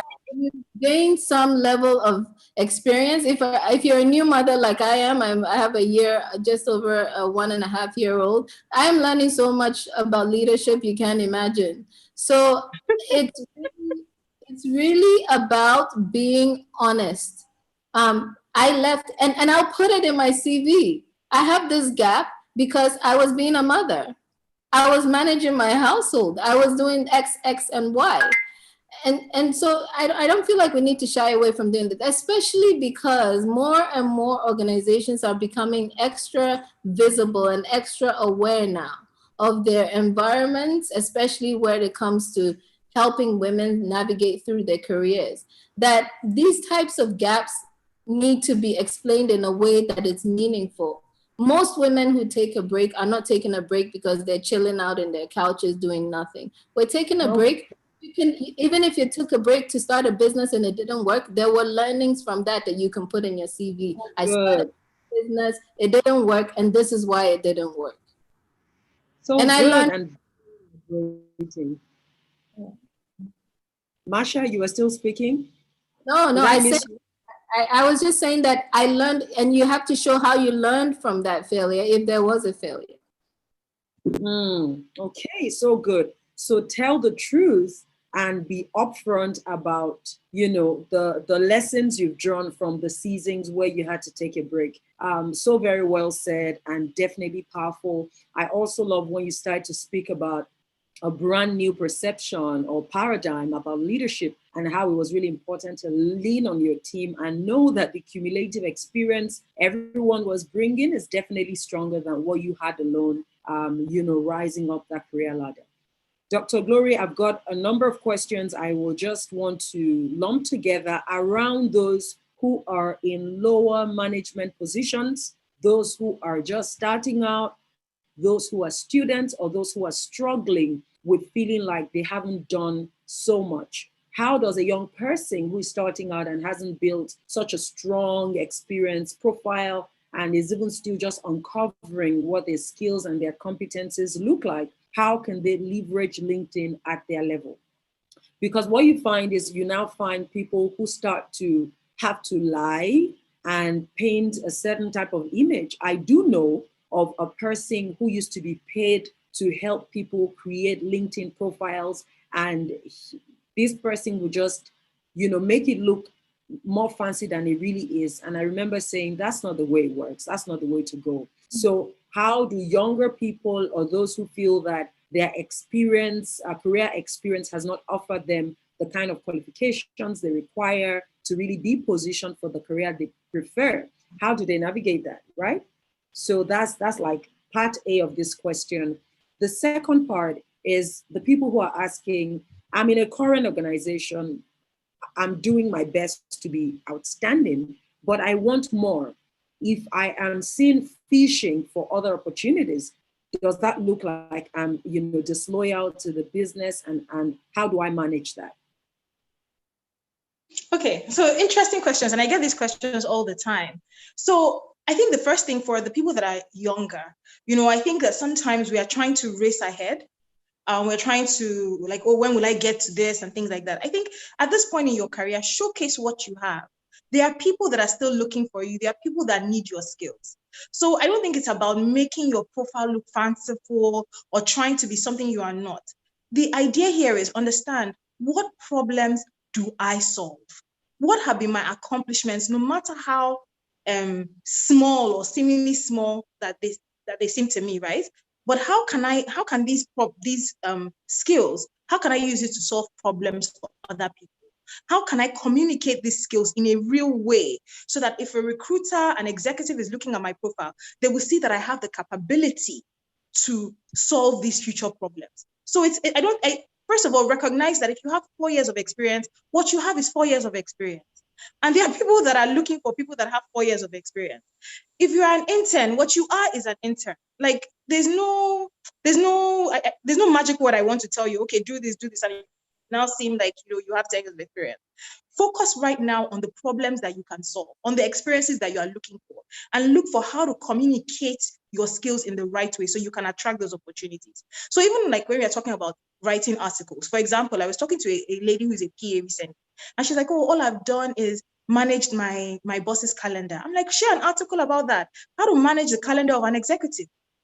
So, there are executives right now that are looking for outstanding PAs, right? You've only had 1 year experience, but you've been managing an executive's calendar. So share about that. 5 things you need to know about how to manage your executive's calendar.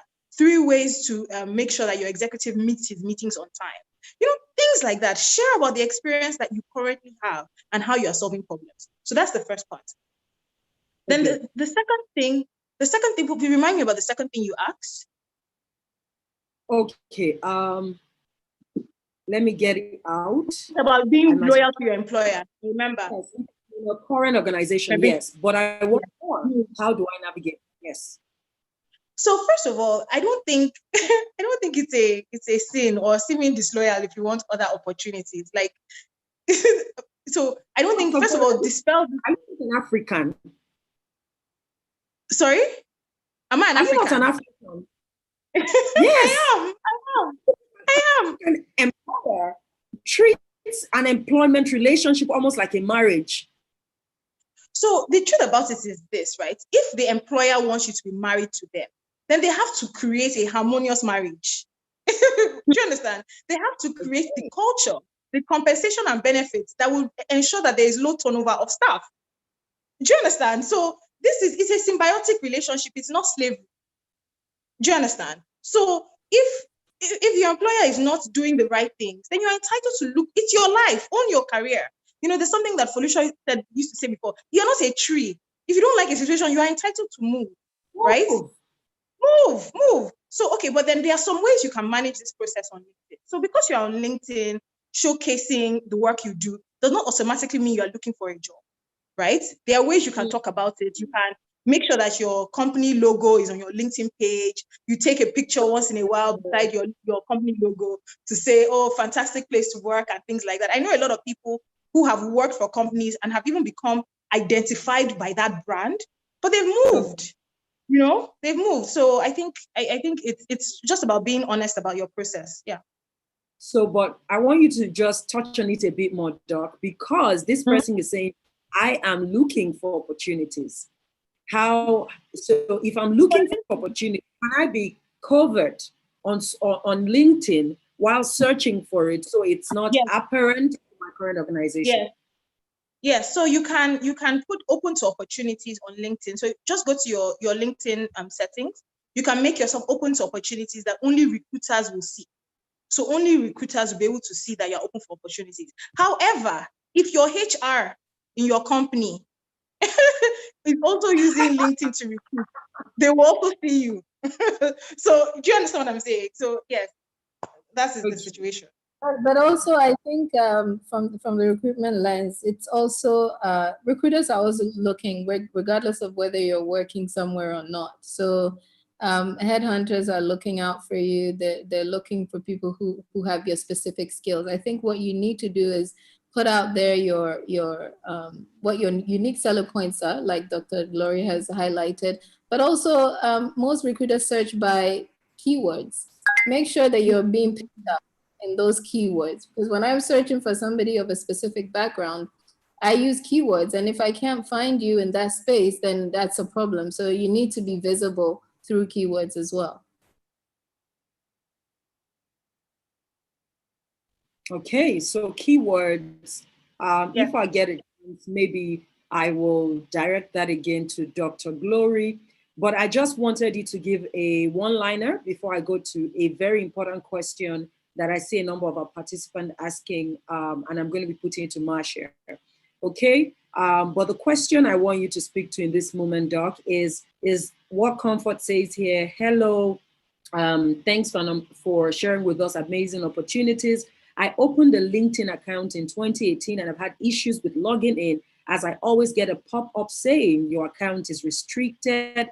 I've tried opening another one with a different email, but it got restricted as well in less than 24 hours. How do I address this issue? So I unfortunately, I don't know why your account is being restricted. Also, LinkedIn does not allow people, the same person, to have multiple accounts. It kind of frowns on that. So that might be another reason why your second account was being restricted. What I would suggest is, if you try the I forgot my password thing, maybe even trying to on your settings or on the help button for LinkedIn, sending a message or Googling why was my account restricted on LinkedIn, and you'll see different help pages that will come up that can give you an explanation as to why. But unless I know the specific issue, it's difficult for me to provide a specific solution. Okay, so well said, and that's still very useful. So Google to the answer in this case. Marcia, there are a few women who are saying that, you know, I'm going to ask a second question and I'm just going to have to pair it. But there are a number of women who are generally asking about, how do I move? I'm not a tree, but it looks like I'm having a tree experience in my career. I've been on this same level for many years. I'm not getting promoted. I don't seem to be, you know, moving. I've just been, some it's a low management position, some mid-level management position. What are your most practical insights for a woman who is really set to experience an advancement in her career? Yeah, it's a great question. And actually, a lot of women are experiencing this, just being stuck in one place for a long time. But I also find that a lot of women suffer through it for a long time. They don't want to have these very honest conversations and ask themselves very honest questions. So the first part is the honest conversation. Have an honest conversation with your leaders, with those that you report to, about where they see you in the organization. Because that will give you a clear insight as to what you need to do next, frankly. If it's just a matter of, oh, you've been overlooked because you're just not speaking up, then maybe it's a matter of just stepping up and stepping into the game and being more present. If it's a matter of that these people just don't see value in you, and it comes across in a way that, you know, they're not seeing you being as innovative or as go-getter as they wish you to be, then the next question you can ask is, what can you do to help me get better, right? So can you put me on a training program? Would the company be willing to pay for it? How do I, as a person, exert myself in a way? Because a lot of these can also be very good constructive feedback that you'll receive. But if it's just simply a toxic environment, then you might want to consider whether your culture fits within that environment. And you might want to consider leaving that environment completely and setting yourself up in a different structure that you know, is more respectful or value your contributions more. So those are the three things that I would ask. Having that conversation, I would say having that conversation is critical.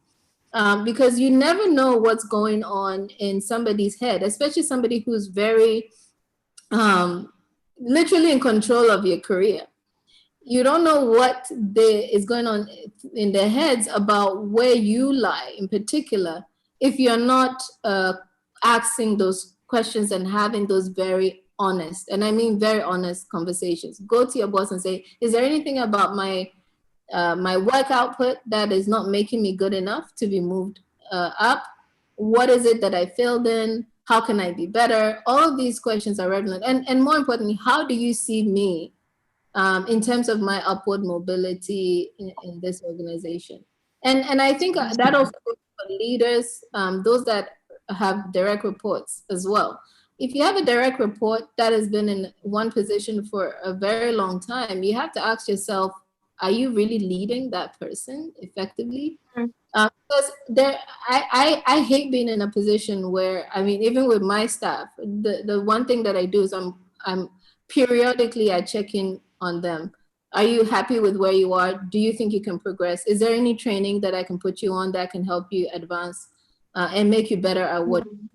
So having those conversations as leaders and having those conversations as employees is critical. So those are the places that I think I'll start. But if it's really just a toxic environment, you have to assess whether you have the heart to stay.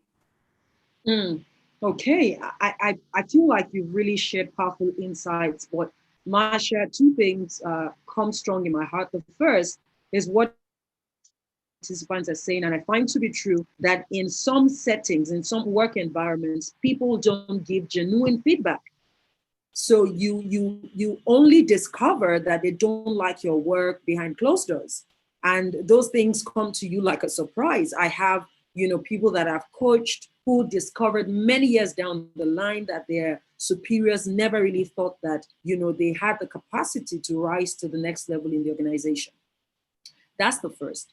There are also scenarios where organizations continue to hire over the heads of existing team members for reasons that may not be super clear to me, but it always looks like when an opening happens at the next level within the business, they will poach from a different organization, maybe it makes them look good. And so people have very slim chances to rise organically within the system. What do you say to this? Yeah, and so that's all part of what a toxic environment is, actually. That environment that is consistently keeping you in a specific space. And a lot of that is not always to do with, if you are in a system where you have good leaders, they will definitely let you know what your issues are, what the concerns they have about you, and what areas they think you need to improve. That is a healthy environment where you can actually, I mean, they may not necessarily come to you and ask you directly, but if you ask them, they will share. And they will be more than happy to share it because they have your genuine interest at heart. But if you're in a system where the leaders are not necessarily interested in your progression, that's when you start to get this really toxic feedback. You don't really understand where you stand. No matter how many times you ask questions or how many times you ask for feedback, you're not getting the same response that you need.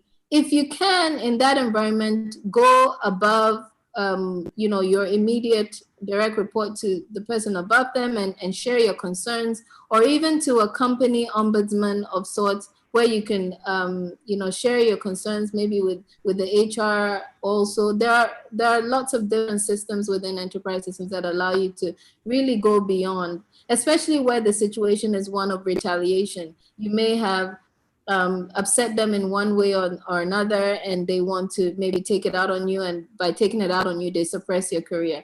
In that instance, you can try to go up the ranks to allay your fears, do it in a very thoughtful way, because sometimes as women, that also backfires. So you have to do it in a way that's constructive, thoughtful, and more about wanting to learn. But also, if there are HR bodies and HR systems in place, use them to your best ability. If you've exhausted what it means, and people are still not listening, I really, really believe that this is not an environment you need to be in.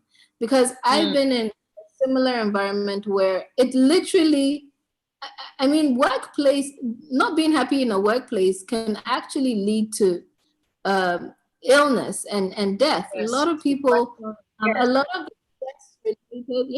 of the stress related deaths that we have across the globe is related to people who are just not happy at work. And so my question is, why do you want to be there? Ask yourself, and that's what I mean by being very honest. Ask yourself, and I get it. It's so easy to say when you have a salary coming through every day, and you're in a cushy environment. But position yourself for transition. In such an environment where you're just being held back, and you can never understand, and the systems are not in place, you don't want to be there, frankly. So I hear you. And I feel like you're giving such a rounded, very balanced and robust, response to some of the big, thoughts that many women have on their minds. We are now in the last 10 minutes of this Q&A, and it'll be great if you put in the chat for me, what your light bulb moments have been. You can start to talk to us about that. I will spend the last 1 to 2 minutes actually reading out some of your biggest light bulb moments. My next question is for you, Dr. Glory. And I have so many people asking, so I think we should just settle into it a bit. There are many business people, business owners and small business owners and entrepreneurs who are really asking, how can I use LinkedIn to my advantage? I have a snail farmer. I have someone in the catering space. I have a fashion entrepreneur. I have someone who sells products, who imports and sells products, and they're really asking, it looks to me like LinkedIn speaks so well to being used or utilized by a career person. So what do you have to say to this? That's a first part of the question. A second part of the question is people kept asking for you to just run through the 3 questions that were asked to Tinuke so that they can put themselves in the context of those questions too. Okay, so the first question that was asked to Tinuke was, first of all, links to thought leadership pieces that she had written. So links to articles or features about her. The second one was references from various thought leaders, outside of her office, right, but within her sector. And the third one was, do you attend events as speaker? So those were the 3 questions. So good. Okay, now the other question about how do you leverage LinkedIn as an entrepreneur? So here again is, I will use the 3 steps that I mentioned earlier. The first one was around clarity and using your LinkedIn profile as a resource. So ask yourself, so you're a snails farmer, all of that, you sell clothes and all of that. Who are your clients on LinkedIn, right? So who are you trying to find beyond, I'm just trying to find everybody's my client, because everybody is not your clients, right? Who is your client on LinkedIn and what problem do you solve for them? Articulate that on LinkedIn. So for a fashion designer, for example, maybe you provide, clothes, workwear, or things like that, or fashion, whatever, wedding outfits or whatever, what is the problem that you solve for them? What service do you provide? Make sure that is articulated on your LinkedIn profile, right? The next thing is make sure you are building connections to people that are your direct customers, right? So maybe, for example, right, you notice that it's mainly women who are in banking or something like that typically buy from you. So maybe you now want to make sure that you're networking with women in the banking sector, just as an example, right? Then content. Content is really where the juice is for LinkedIn. How do I create content that showcases that I have these services? Now, on LinkedIn and Instagram are very different. So on Instagram, you can just be walking past with your nice dress and things like that. On LinkedIn, it's a bit different. You can do those kinds of things, but you can't do it every time. It's just a different mindset. People come on LinkedIn with a bit of a different mindset. Yes. So it's all about now creating the kind of content that is relevant for that woman. So maybe you want to give her power dressing tips for Monday morning, right? So you want to give her a few tips. Maybe you want to give her, tips on Friday, how to dress casual, but still be able to go for that power meeting. Just think about what is she really, it's about going into the mind of your customer. And this is what businesses do all the time. Go into the mind of your customer and showcase how you can solve their problems. So whether you are a snail farmer and all of those things, just think about what is my clients trying to solve and showcase how your product solves that on LinkedIn.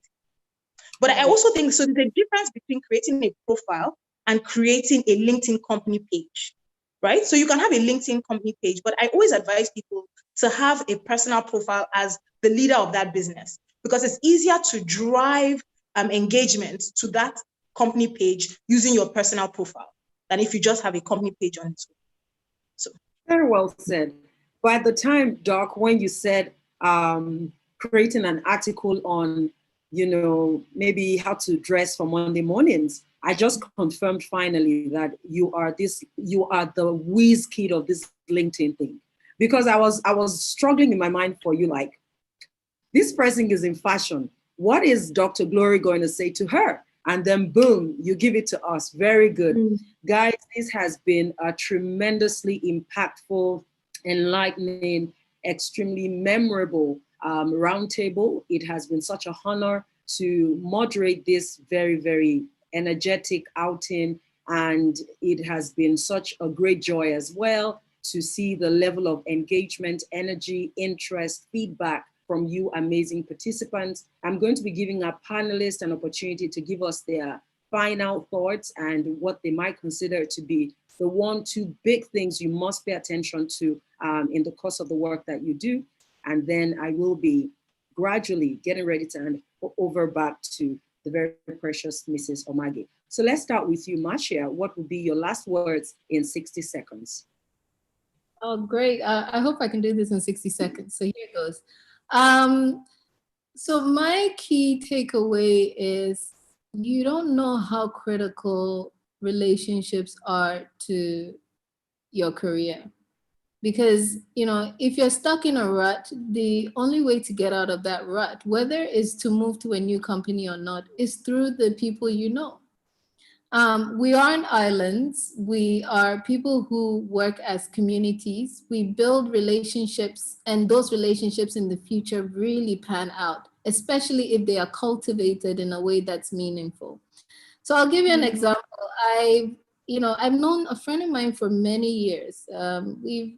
The friendship was built first of all from a professional place, but it became more and more profound as we both kind of progressed in our careers.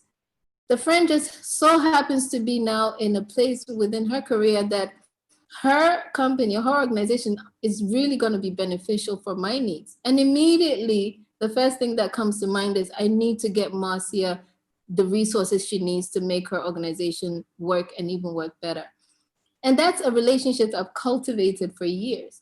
And these types of little nuggets of people that come into my life, I've seen are so instrumental as I go up the ladder. When I left my previous company, I thought, I left and it wasn't a really good feeling that I had, because I thought, the plan was to advance my career in this particular sector. And now I'm moving to a different sector. I don't understand where to start. It was my relationships that helped me get grounded. So for me, first and foremost, build strong relationships, build strong networks. If you're not part of an amazing network like WIMBIZ or other networks that really lift you up through a sisterhood approach, then please do so.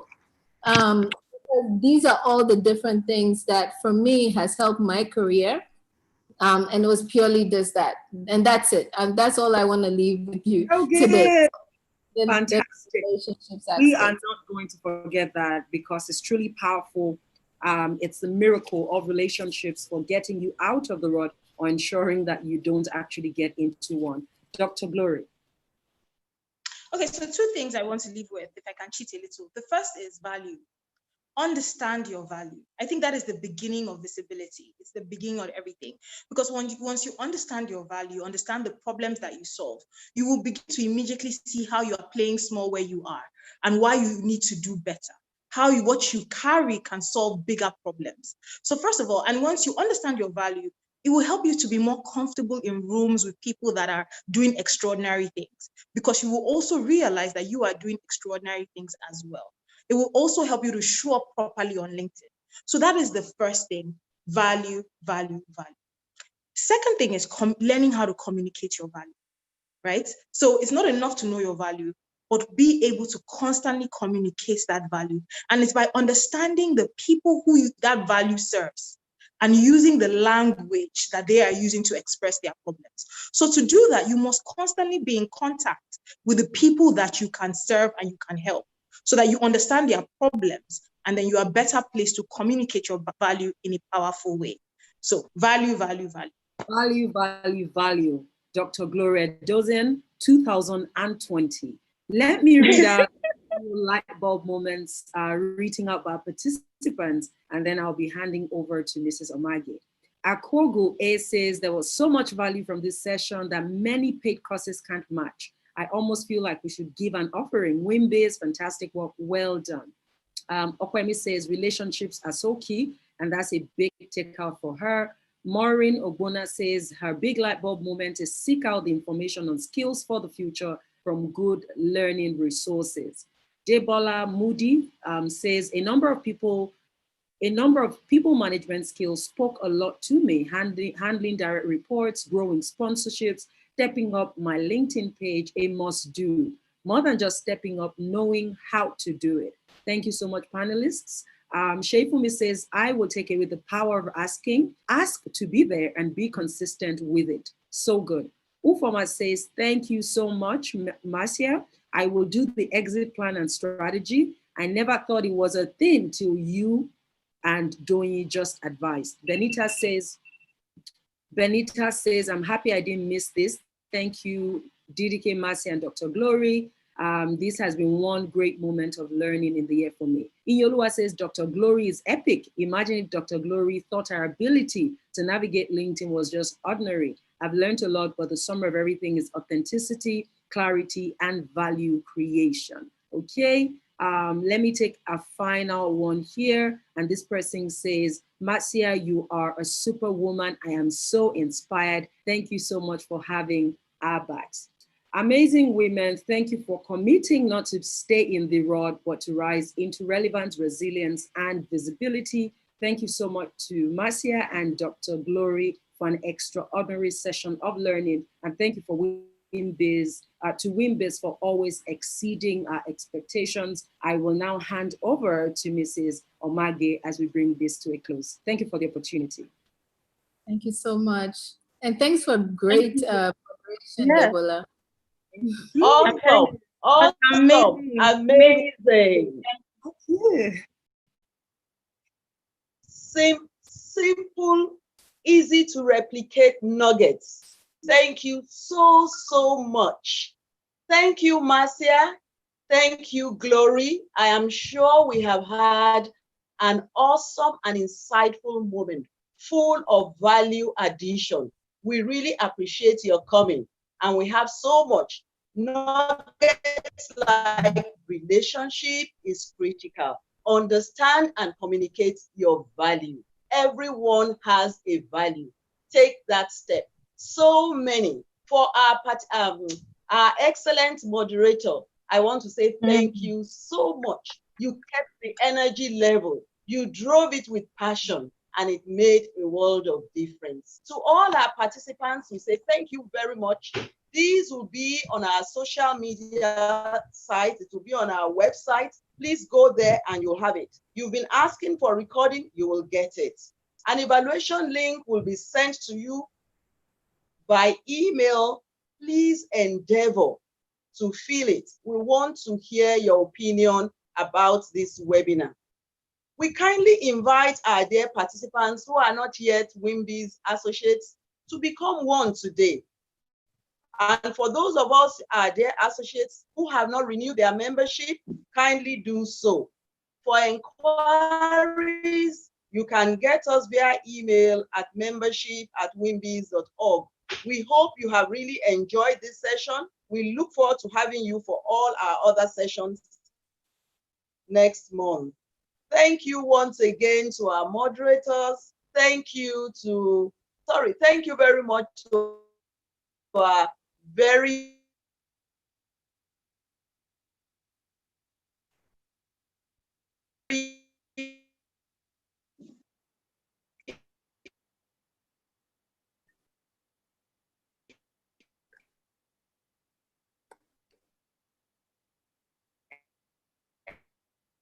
a little network situation, I think, on Ms. Omake's side. Let's see if she's able to get back in. But I'm excited that she's been able to take the announcement for us, and her gratitude is definitely very noted.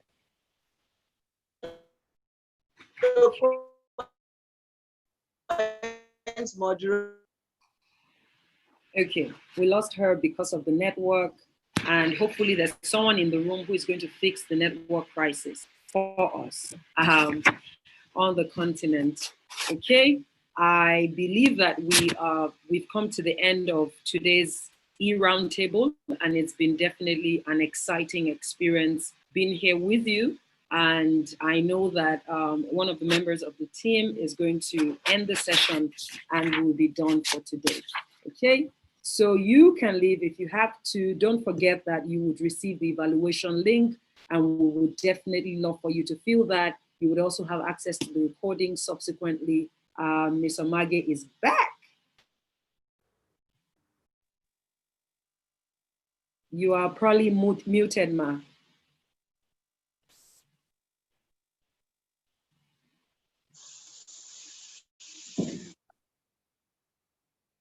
Thank you once again, our dear moderator.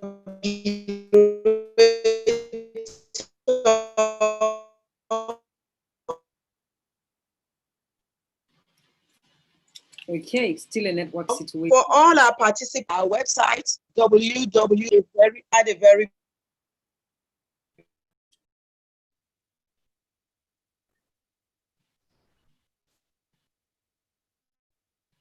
Okay.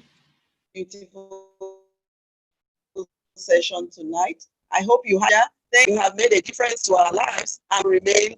Thank you and God bless you. Thank you, ma'am.